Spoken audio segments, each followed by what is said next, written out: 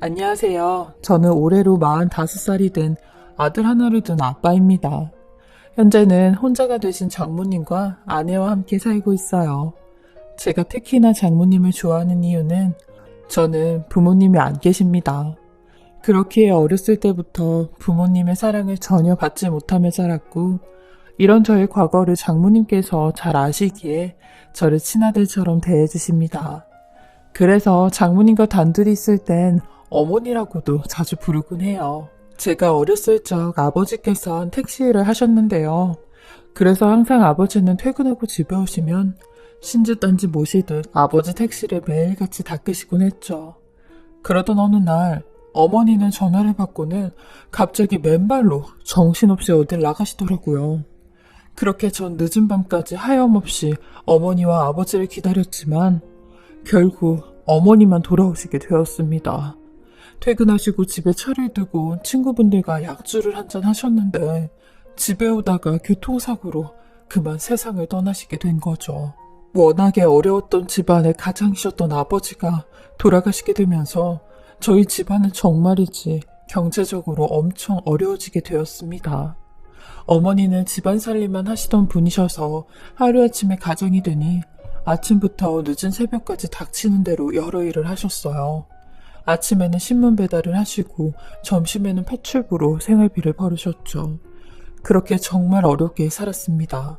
어느 날 집주인이 밀린 월세를 달라고 하더라고요.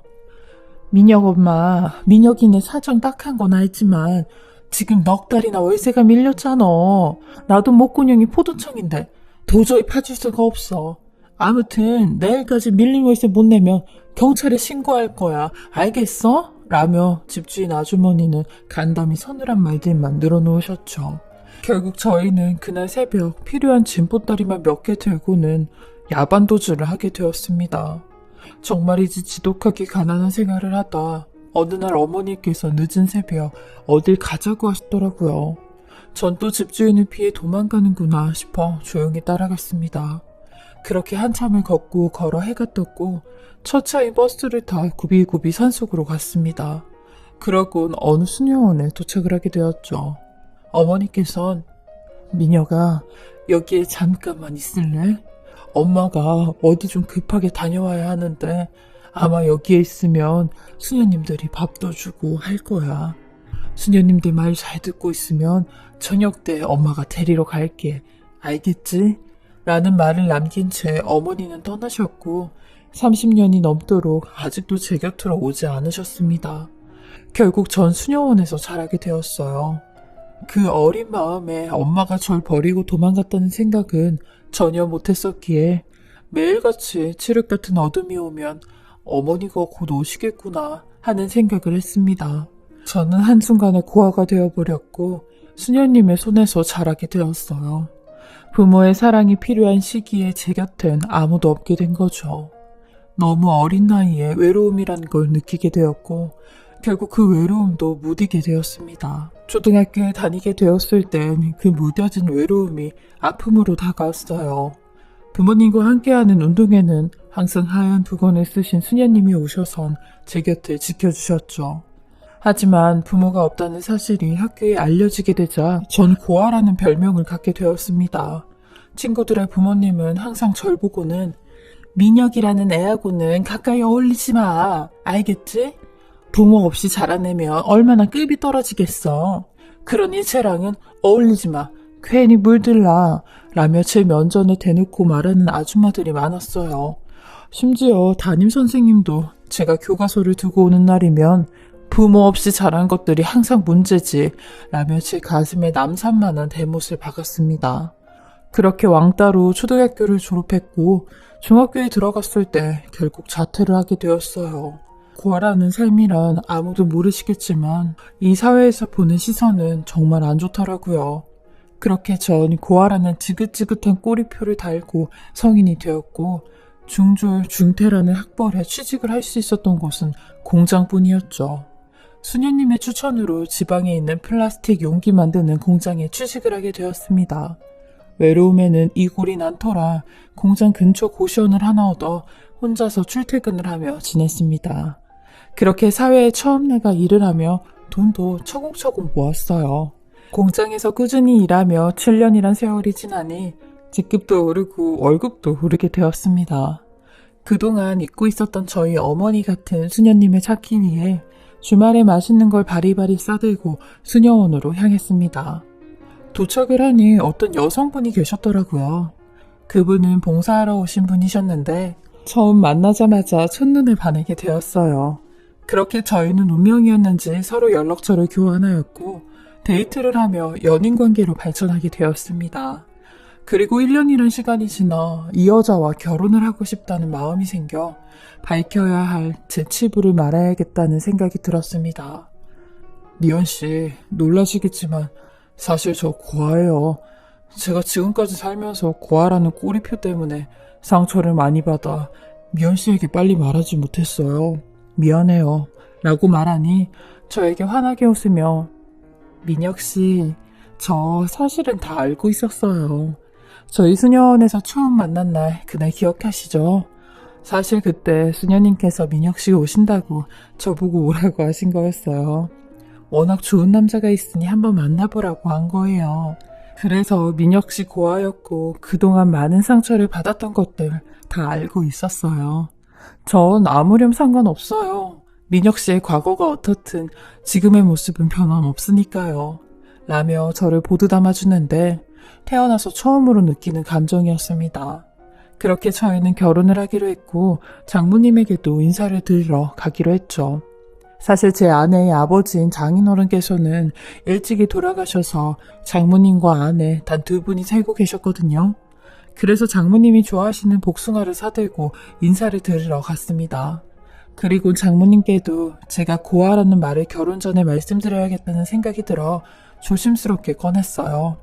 그러니 장모님은 저를 꼭 안아주시며 아이고 얼마나 힘들었겠어요. 저는 다 이해하니까 그런 거 신경 쓰지 마요. 그리고 이제 결혼하면 식구가 생기는 거니까 더 이상은 고아라고 생각하지 말아요. 라며 절 너무나도 따뜻하게 반겨주셨습니다. 평생을 받아보지 못한 어머니의 사랑을 장모님을 통해 느낄 수 있었습니다. 어쩌면 어머니의 사랑을 받지 못한 저이기에 장모님께서 더 많이 사랑을 해주시는 것 같았죠. 그렇게 저희는 결혼을 하게 되었습니다. 장모님께서 워낙 편하게 해주시고 신혼집을 꾸리기엔 아직 경제적으로 넉넉하지 않은 상황이라 처갓집에서 함께 살기로 했어요. 그렇게 저희 셋은 어느 식구들 부럽지 않게 행복하게 화목하게 지내고 있었습니다. 떡두꺼비 같은 아들도 하나 생겨 장모님이 바쁘시게 되셨죠. 그러던 어느 날부터인가 아내의 야근이 잦아지기 시작했어요.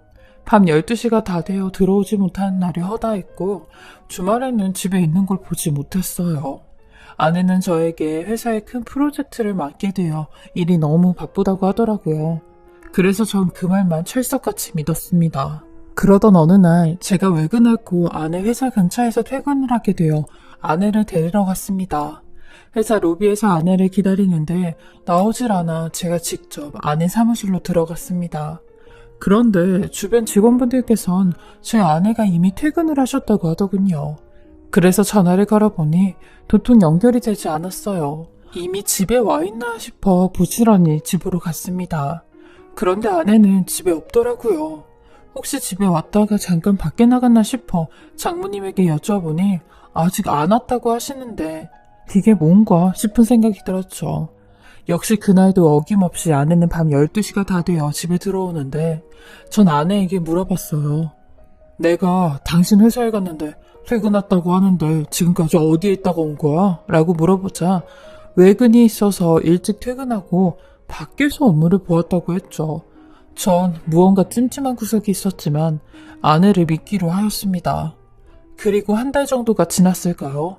아내가 갑자기 저에게 할 말이 있다며 마루에 앉아보라는데 민혁씨, 제가 이번에 해외 출장을 가게 되었어요.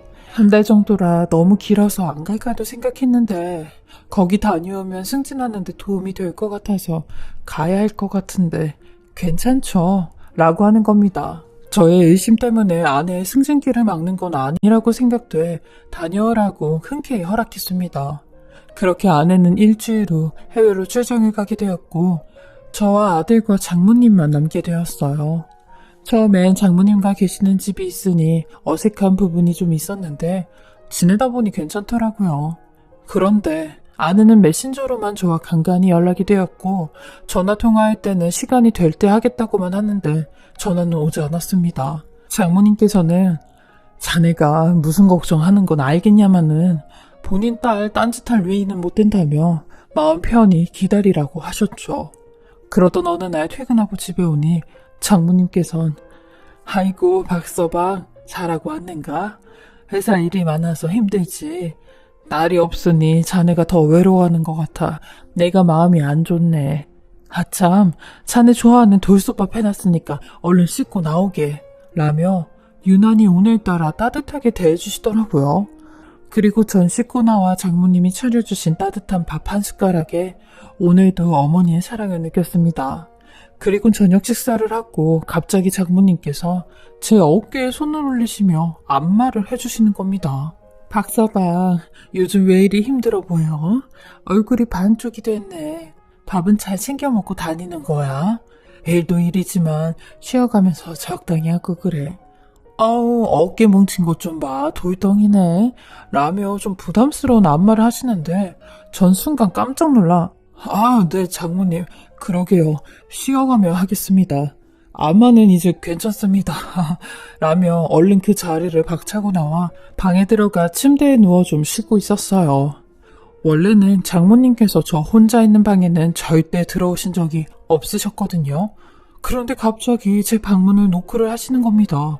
그래서 전 순간 무언가 이상한 느낌이 들어 인기척 없이 자는 척을 했습니다. 그러니 장모님은 한 번 더 노크를 하시며 박서방, 자네 자는가? 내가 급히 할 말이 있어서 말이야 하시며 방문을 열으시는 겁니다. 그러더니 제 옆에 오셔선 머뭇머뭇거리며 무언가 할 말이 있으시는데 못하시는 것처럼 보였죠. 저도 평소와는 다른 장모님의 이상한 모습에 당황하며 무슨 말씀이 있으시냐고 말했습니다. 그랬더니 한참을 가만히 계시다가 천천히 입을 여시는데 박서방, 지금부터 내가 하는 말 화내지 말고 잘 듣게나. 사실은 우리 딸 한 달 동안 해외로 출장 간 건 거짓말이네 라는 말씀을 하시는데 전 이게 도대체 무슨 말인가 싶었어요. 분명히 저번 주에 해외 출장을 간다던 아내가 거짓말이라니. 어쩐지 출장 간다고 하기 전부터 아내의 야근이 잦아졌었거든요. 매일같이 밤 12시가 다 되어 집에 왔기에 전 그저 회사에 일이 많은가 보다 싶었는데 그러면서 장모님께서는 박서방, 지금부터 내가 하는 이야기 잘 듣게나. 사실 우리 애가 자네 어머니를 한참을 찾다가 결국 병원에서 만나게 되었네. 지금은 폐암 말기로 병원에 계시더라고. 병세가 악화가 되는 바람에 자네에게 해외로 출장 간다고 거짓말하고 자네 어머니와 함께 있어. 워낙 자네가 어머니에 대한 원망이 크다 보니 우리가 이야기하질 못했어. 그런데 말이야, 전화가 왔는데 자네 어머니 위독하시다네. 그러니 원망이고 미움이고 다 제쳐두고 얼른 병원으로 가보게나 라고 하는 겁니다. 장모님께서 무슨 말씀을 하고 계시는지 이해가 안 됐죠. 갑자기 어머니를 찾았었고 위독하시다니. 그러면서 장모님은 자네 평생 나처럼 후회하지 말고 얼른 가보게. 지금 많이 혼란스러워하는 거 아는데 위독하시다는데 하나밖에 없는 아들인 자네가 곁을 지켜드려야 하지 않겠는가?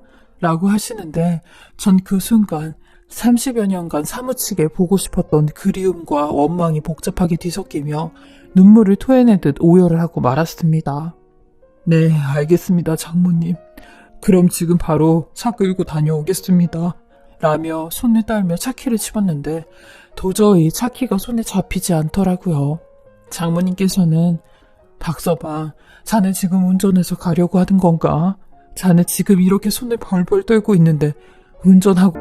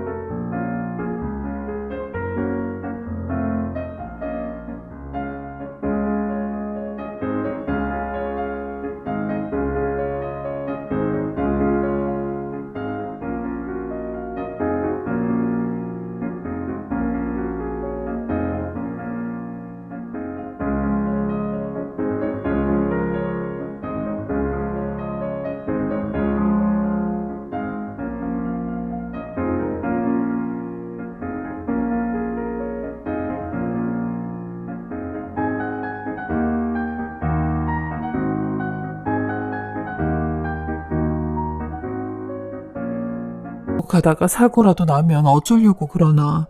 그러니 이 돈으로 택시 타고 가. 나도 얼른 준비해서 자네 티 따러 갈 테니까 애 신경을 쓰지 말고 애는 옆집에 부탁할 테니까 알겠나? 라고 하시며 주머니에 쌈짓돈 5만 원을 꺼내어 제 주머니에 구겨 넣으셨습니다.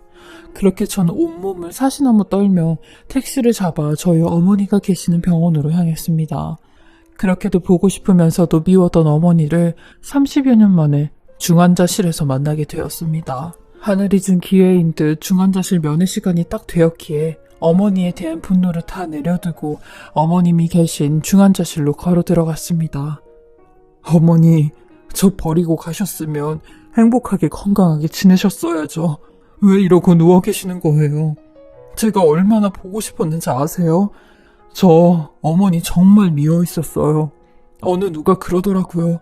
누군가가 그 사람을 미워하면 그 죄값 치를 때까지는 이 세상 못 떠난다고요. 그래서 더욱이 어머니를 미워했었습니다. 오래 사시라고요. 그래야 언젠간 만날 수 있으니까요. 라며 산소호흡기에 의존해 대답 없는 어머니에게 울며 이야기를 나누었습니다. 제 뒤에선 아내가 같이 흐느끼며 울고 있더라고요. 민혁씨, 내가 정말 미안해. 사실은 당신이 가끔 술에 취해 들어오면 그렇게 어머님을 찾더라고. 그래서 난 어머님을 찾아서 자기와 만나게 해주려고 했었어. 그래서 민혁씨가 있던 수녀원을 기점으로 방방곡곡 찾아 헤매다 결국 어머님을 만나게 되었던 거야. 그런데 병원에 계신 어머님을 찾게 되었어. 라며 아내가 입술을 바르르 떨며 저에게 이야기를 하더라고요. 그러면서 지금까지 있었던 아내의 속사정을 알게 되었습니다. 요 근래 아내가 부쩍 야근이 많아졌거든요. 그래서 전 회사가 바빠서 그런가 보다 싶었는데 그게 아니라 아내는 저희 어머니 병간호를 하느라 집에 늦게 들어온 것이었습니다. 심지어 제 아들도 데려가 어머님께 하나밖에 없는 손주라며 인사도 시켰다고 하더군요. 전 그 얘기를 듣고는 순간 어머님에 대한 배신감과 분노 때문에 저의 소중한 기회들을 놓치게 된 것을 알게 되었습니다. 억장이 무너지는 느낌이 들며 아내에게 너무나도 고마웠어요. 여보, 못돼 처먹은 남편 때문에 얼마나 힘들었었겠어. 나한테 말도 못하고 혼자서 얼마나 끙끙거렸을지 생각하면 너무 미안해서 어떤 말로도 표현을 못하겠네. 어머니가 우리 아들 보시곤 좋아하시지? 라고 하니 아내는 아주 좋아하셨다고 하더라고요. 그렇게 어머님과의 면회가 끝나고 나오자 밖에선 장모님이 기다리고 계시더라고요. 그래서 제가 장모님께 들어오시지 왜 안 들어오시냐고 하니 잠시여간 자네와 안사돈께서 하실 말들이 얼마나 많았겠는가. 당연히 내가 자리를 비켜드려야지. 어떤가. 그렇게 그리웠던 어머니를 보니 정말 미웠나? 그 미움이라는 게 말이야. 보고 싶은 마음이 사무치면 미움이라고 착각하게 되는 것 같아. 나도 우리 애 아빠가 너무 보고 싶으면 어쩔 땐 나와 딸을 두고 일찍 떠난 게 원망스럽기도 하더라고. 그러니 원망스러운 마음 다 털어내고 어머니 가시는 길 자네가 든든하게 옆에서 지켜주게나 라고 말씀해 주셨습니다. 그리고 창밖을 보니 칠흑 같은 어둠이 가득한 밤이었습니다. 30여 년 전 어머니가 수녀원에 절 버리고 가셨던 말이 생각이 나더군요. 저녁에 데리러 온다는 그 말씀. 결국 그 약속대로 어머님을 만나게 되었네요. 며칠 뒤 병원에서는 더 이상 저희 어머니를 손쓸 수가 없다 하여 인근 호스피스 병동으로 모시게 되었습니다. 중환자실에 계시며 면회 시간 이외에는 어머니를 뵐 수 없었는데 호스피스 병동으로 가시게 되니 하루 종일 어머님과 함께 있을 수 있게 되었습니다. 대답 없는 어머님이셨지만 저희는 그동안 하지 못했던 이야기를 많이 나누었습니다. 그렇게 한 달을 채 넘기지 못하시고 어머님은 하늘나라로 가시게 되었습니다. 어머니의 두 손을 꼭 잡으며 가시는 길 외롭지 않게 옆에서 함께 있어드리게 되어 너무나 다행이란 생각이 듭니다. 아내 덕분에 어머니의 모습을 볼 수 있게 되어 너무 고맙고 감사하게 생각합니다. 칠흑 같은 어둠에 어머님을 그리워하며 커피앤통님께 사연을 적고 있습니다. 이 세상의 모든 어머니들께 사랑하고 감사하단 말씀을 전해 올리며 저의 긴 사연을 마무리할까 합니다. 사랑하고 감사합니다. 지금까지 커피앤톡이었습니다. 사례자님의 사연을 읽으며 저도 정말 많이 울었네요. 그리움이 사무치며 원망으로 변한다는 장모님의 그 말 가슴에 새기도록 하겠습니다.